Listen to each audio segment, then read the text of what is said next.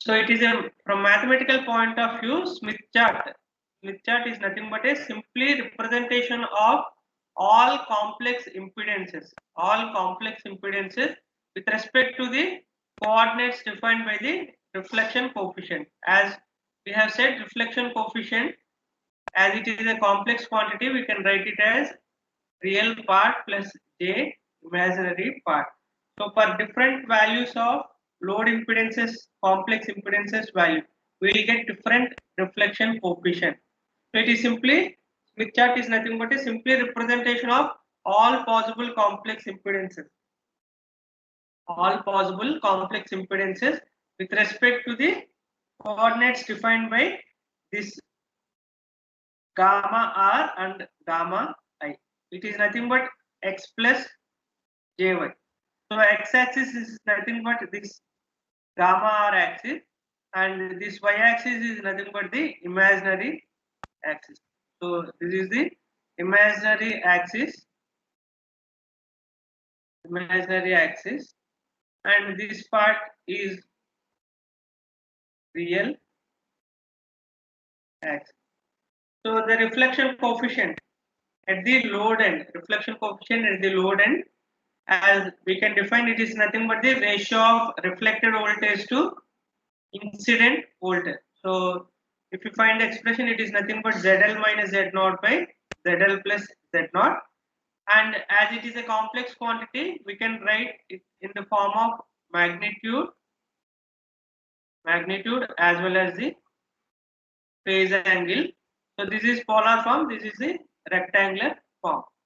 So this is the reflection coefficient at load end. Reflection coefficient at load end. As we have seen, this is the reflection coefficient at a distance t, from the load end. Distance d from the load end. So this is the expression. Magnitude mod rho L into this expression we have seen already, how we got this expression. E power j theta L minus 2 beta d into e power minus 2 alpha d. So as you know, the magnitude of the maximum value of the magnitude of the reflection coefficient is 1, because on both numerator and denominator we have the same complex quantity. So the maximum magnitude value is 1. So that's why the outermost circle corresponds to radius of unit circle, or it is nothing but the unit circle. Magnitude is unity, but theta L may vary. So this diagram also we have seen earlier. So for any other value, so the magnitude will be given by mod rho L. Magnitude is mod rho L. And what is the corresponding angle for this? It is nothing but theta L. With respect to this real axis, this is the angle theta L. This is the theta L. So this is that circle moving in clockwise direction. So this is for the reflection coefficient at the load end. If you observe how the reflection coefficient will vary with respect to distance d from the load end. So apart from theta L, if you observe, we have another phase angle minus 2 beta d, and it is also, its magnitude is also decreasing with respect to d as you move away from the load or as you move towards the generator. So as d value increases, so this value is increases. So the magnitude will also change. Also the phase angle also change with respect to this.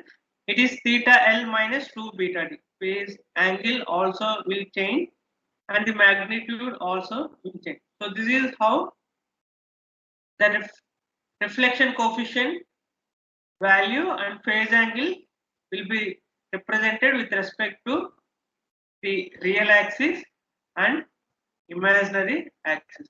So maximum radius is 1. Maximum value of the reflection coefficient is 1.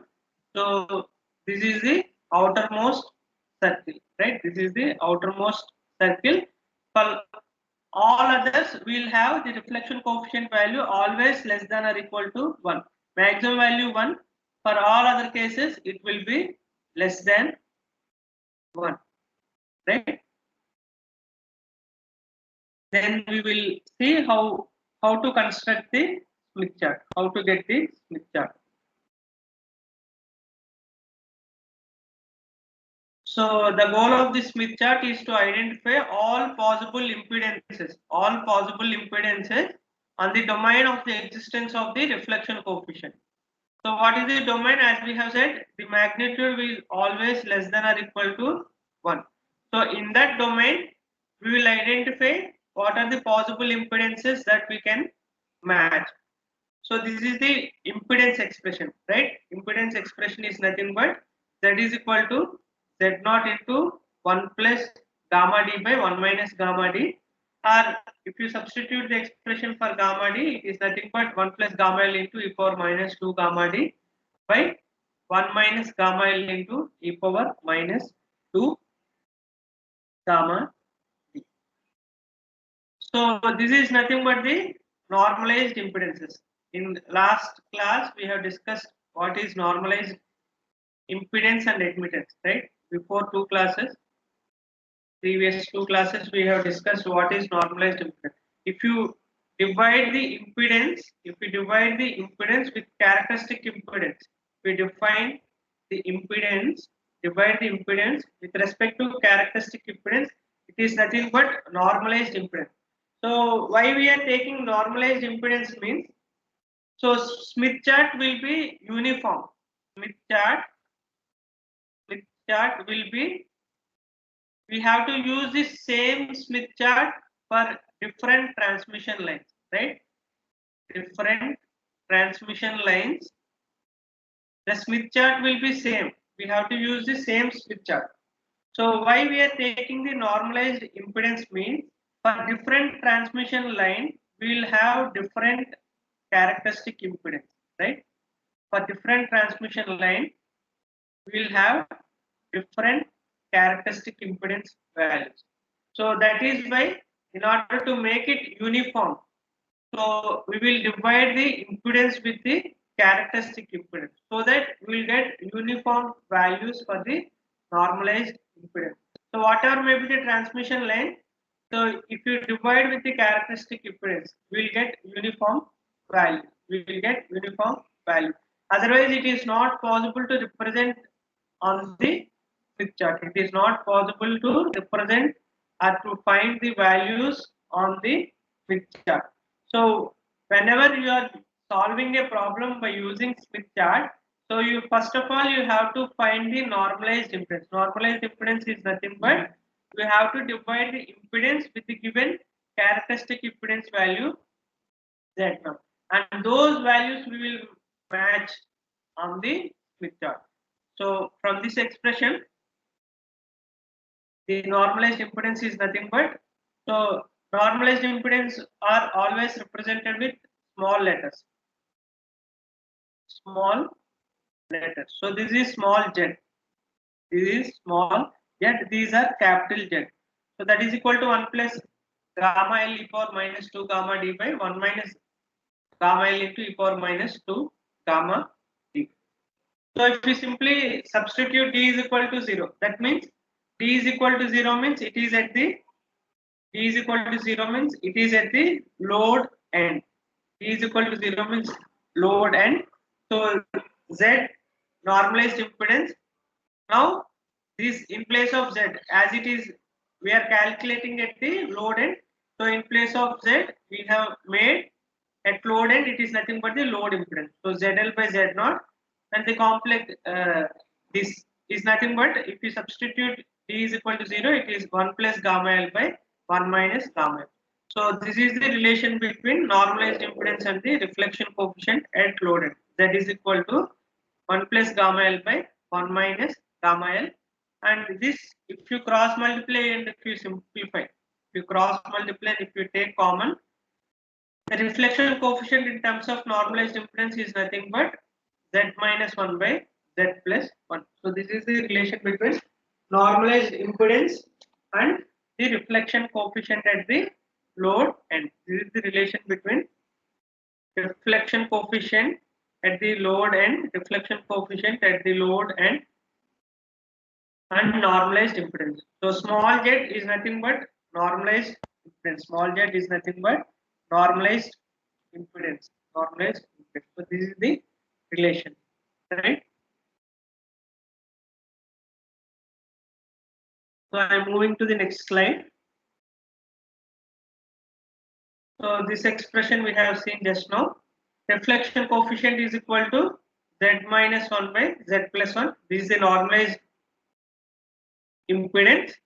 So reflection coefficient, as it is a complex quantity, I have written in terms of real part. So this is the real part and this is the imaginary part. Real part and imaginary part.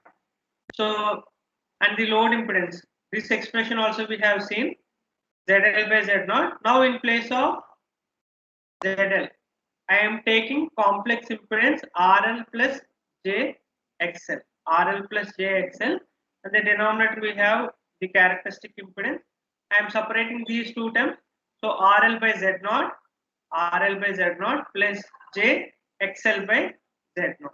Now I am calling this normalized resistance value. Normalized resistance value I am representing with small r, and this normalized reactance value I am representing with small x. So this is small x and small r. So as these are normalized quantities, I am representing here the with small letters. I am representing with small letters. So these are capital letters, capital R and capital X, and these are normalized values of the resistance and reactance with respect to the characteristic impedance. So this is the normalized impedance, normalized impedance, normalized impedance. So as we have taken the load complex, so this normalized impedance is also having real part and imaginary part. So this is the normalized resistance value and this is the normalized reactance value, normalized resistance value and normalized reactance value. So the same expression I have taken. So Z is equal to, now I am representing in terms of normalized resistance and normalized reactance. So that is equal to 1 plus gamma L by 1 minus gamma L. Now in place of gamma L, you substitute this quantity in place of the reflection coefficient. So as it is also a complex quantity, now in place of this gamma L reflection coefficient, you replace the complex quantity. You replace the complex quantity. Simply substitute. Simply substitute. In place of the reflection coefficient, in place of reflection coefficient, you substitute these values. So 1 plus gamma R plus J gamma I. Denominator 1 minus gamma R minus J gamma I. Next, what I am doing is I am rationalizing this in order to split this entire quantity in terms of real part and imaginary part. So this is 1 minus gamma R, 1 minus gamma R. So this is the real part and this is the imaginary part. Rationalize means you have to take opposite side. So 1 minus gamma R plus J gamma I by 1 minus gamma R plus J gamma I. So now in the denominator we have, you can call this is as A minus JB, and this is as A plus JB. If you multiply two complex quantities of one is complex conjugate of the other, we'll get what is the magnitude A square plus B square. A square plus B square. So that's what I have written in the denominator. A square, A is nothing but 1 minus gamma R whole square, and B is nothing but this thing. So gamma I square. And in the numerator also, so this is one part and this is one part and this is, so you call some x1 plus j y1 and x2 plus j y2. Now multiply these two complex numbers x1 into x2, so 1 plus gamma r and x2 is 1 minus gamma r. Next plus j y1 into x2 plus j gamma I, and x2 is 1 minus gamma r. Next multiply this thing with this thing, so 1 plus gamma r x1 into y2, so 1 plus gamma r into y2 is this gamma I. Now multiply y1 and y2, so j into j square, is nothing but -1, and y1 is and y2 both are gamma I, so gamma I square. So this is the thing that we will get if we multiply both numerator and denominator. In the denominator we will have simply 1 minus gamma r whole square plus gamma I whole square. Now do further simplification. Multiply these two and multiply these two quantities and also multiply these two quantities. Multiply and substitute.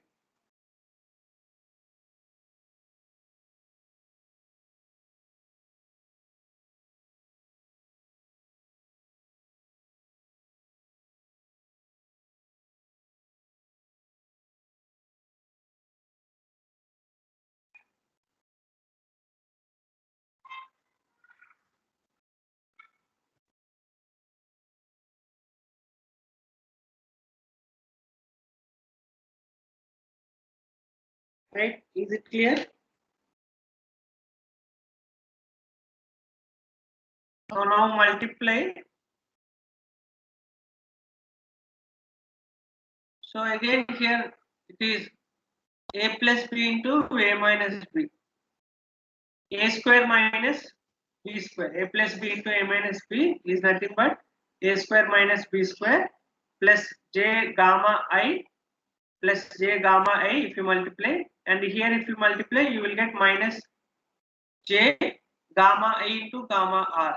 Again here if you multiply it is j gamma I, and again here if you multiply it is j gamma I into gamma r, and this is gamma I square.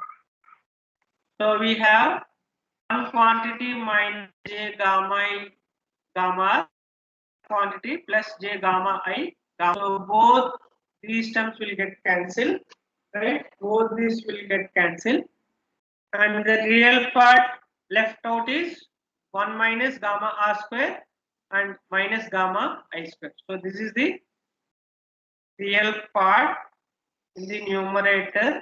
This is the real part in the numerator, and imaginary part is we have one j gamma I here and another j gamma I here. So it is 2 j gamma I.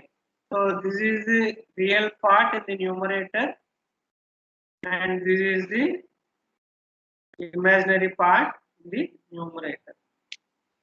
And denominator is a pure real quantity. Denominator is a pure real quantity. Denominator is a pure real quantity.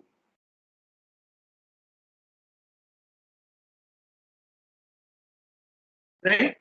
Simply we have multiplied, and whatever terms are cancelling we have cancelled out, and we have represented in terms of real part and imaginary part. Real part and imaginary part. So this is the expression that we have started with Z, complex normalized impedance, small z is equal to R plus Js. Now compare the real part and imaginary part on both sides. Now compare real and imaginary parts on both sides. So this thing is the real part, right? So this thing is the real part, and 2 gamma I by denominator is the imaginary part. So if you compare real and imaginary part on both sides, so R is equal to, this is normalized resistance. This is the normalized resistance. Normalized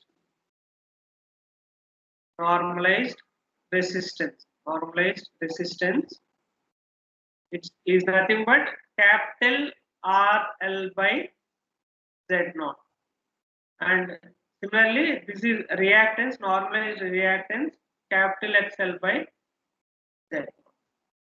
Capital XL by Z naught. So if you compare real and imaginary part, so these are the two things you will get for the resistance part. So this is expression, and reactance part. So this is a 2 gamma I by 1 minus gamma R whole square plus gamma I square. Gamma I square.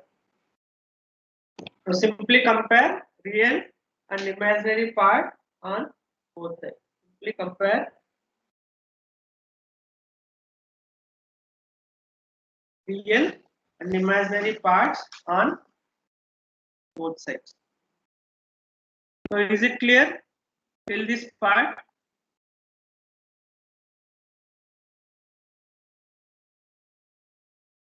So this is the real part and imaginary part are the normalized resistance and reactance part. Now by using these expressions, we will convert this into resistance circles and reactance circles. We will take individual expressions, and these expressions we will convert it into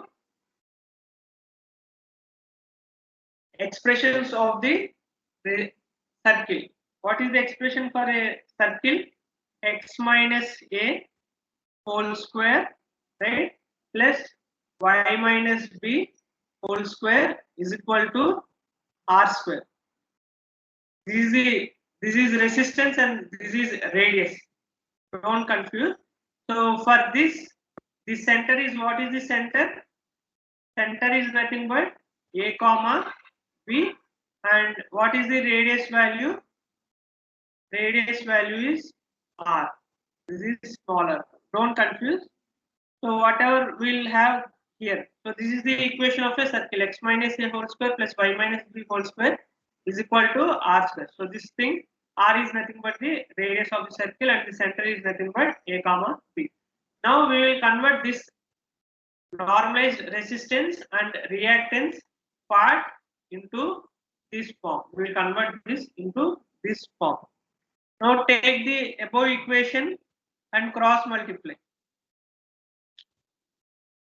So in this equation you cross multiply this, you will get this expression, r into 1 minus gamma r whole square plus gamma I square is equal to 1 minus gamma r square minus gamma I square.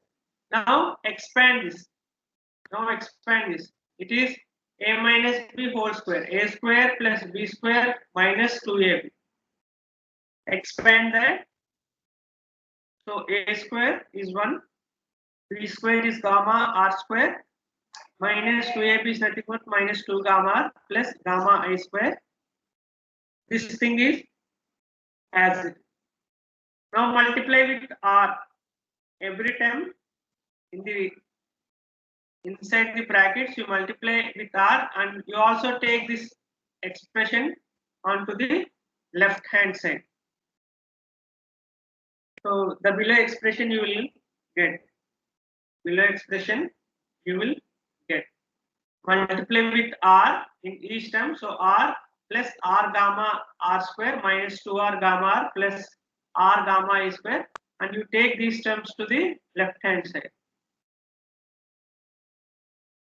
Now observe here we have r into gamma r square, and here also we have gamma r square. You can take gamma r square common.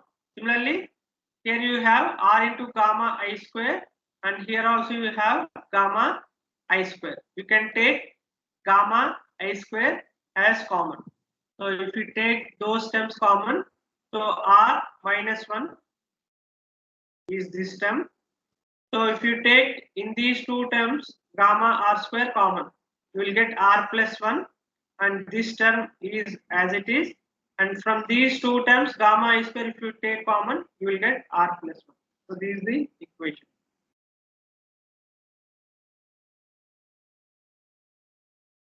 Right? Simply multiply, and we have taken terms common.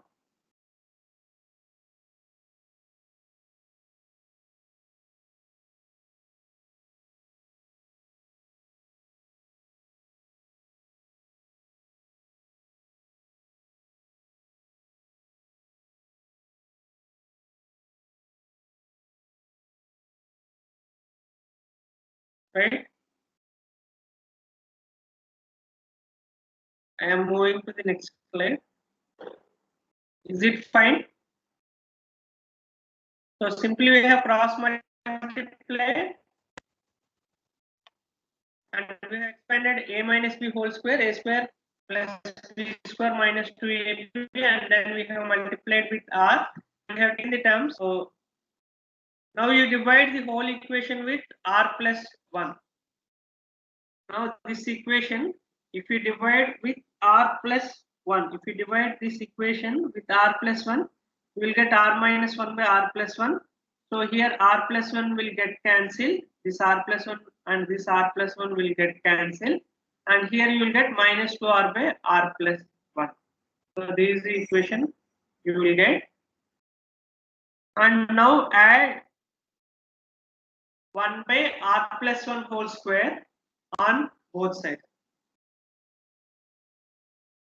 Now add 1 by r plus 1 whole square on both sides. Add 1 by r plus 1 whole square on both sides. So if you add 1 by r plus 1 whole square, so this is the we have added on both left hand side as well as right hand side. So this 1 by r plus 1 whole square, this 1 by r plus 1 whole square we have added on both sides, right? So now what you will do means you take LCM in these two terms. You take LCM r plus 1 whole square on these two terms. LCM will be r plus 1 whole square. So here we have already one r plus 1. Then one more r plus 1. You have to multiply, right? So in order to make the same numerator and denominator, so r plus 1 whole square, and here you will have r minus 1 into r plus 1. So after this step, what we have done is we have added 1 by r plus 1 whole square on both sides. 1 by r plus 1 whole square on both sides. And here we are taking LCM r plus 1 whole square as the LCM. So here in the denominator, you will get r minus 1 into r plus 1.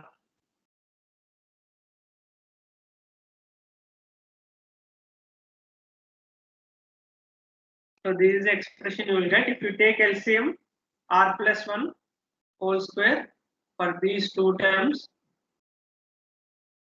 So again, this is a plus b into a minus b, a square minus b square, right? So a square r square minus 1. So this minus 1 and this plus 1 will get cancelled.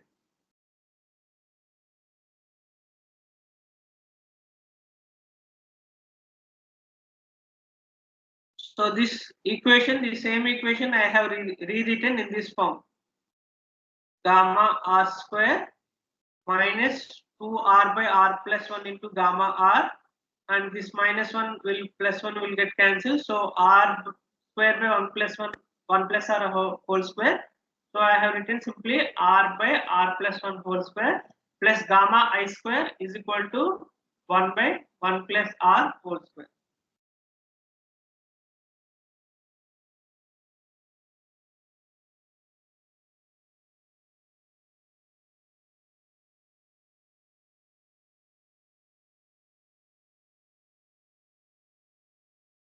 Now this thing if you observe,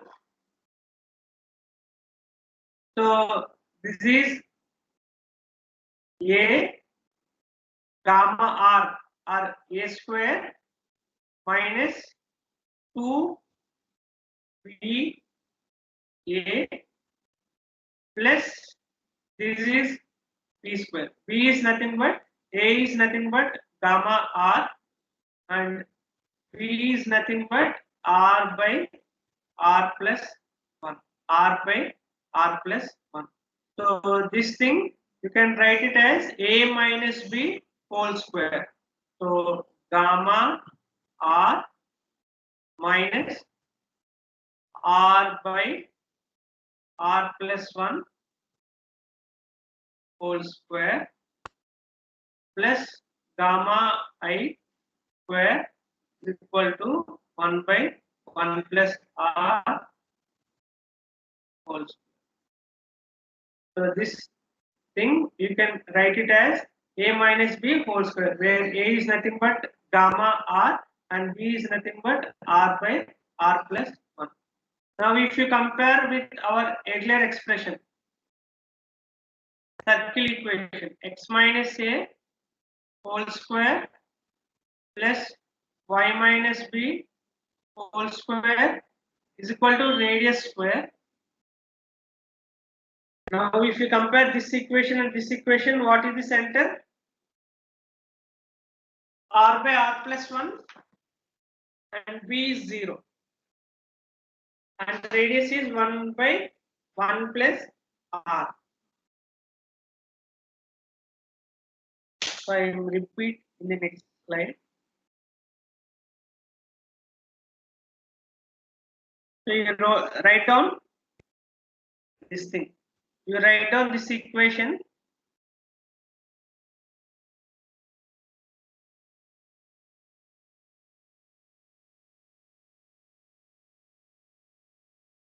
So this equation we can rewrite in this form: a minus b whole square plus this thing gamma square is equal to 1 by 1 plus r whole square. 1 by 1 plus r whole square. Right?